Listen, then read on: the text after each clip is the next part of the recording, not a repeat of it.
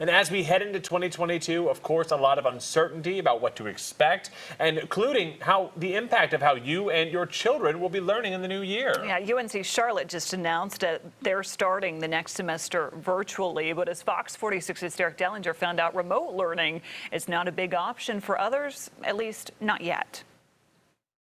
We have already seen some colleges and universities require booster shots, and even with that, some are delaying the start of classes or even going the full remote route.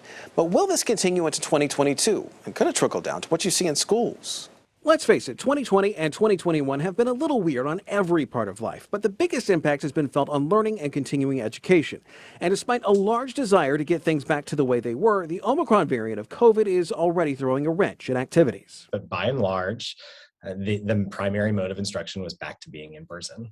Omicron is calling that decision into question. Chris Marsicano is an assistant professor of educational studies and public policy at Davidson College. Since March 2020, he's been looking at stats, how things are looking, how things are going, and how they might go heading into 2022. Oddly enough, for now, that does not include remote learning.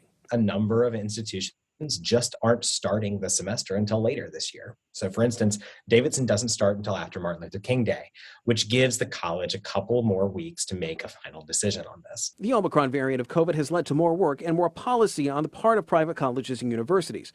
Fox 46 told you earlier this month about booster mandates at colleges across North Carolina and in the Charlotte area. Marsicano says that will likely become the norm, though for public colleges and universities, it may be a different story. Research coordinator Ann Bernhardt has been looking into that. As we learn more about Omicron and the booster, this coming semester, institutions may incentivize the booster as well. Mecklenburg County health officials say colleges and universities, public and private, are ready to deal with whatever may come. And I think our university partners are well prepared and well equipped to use those tools and are doing so as much as they possibly can. But the big question is what may come after Omicron. Marsicano says the big unknown right now is those institutions not requiring vaccinations and the people not getting them. He says simply the issues that we are seeing right now would largely be non-existent or at least minimized heavily if more people had gotten vaccinated. But he says the treatment options and more people coming around to get the shot could mean that what we're seeing right now won't be here come this time next year. Derek Dellinger, Fox 46.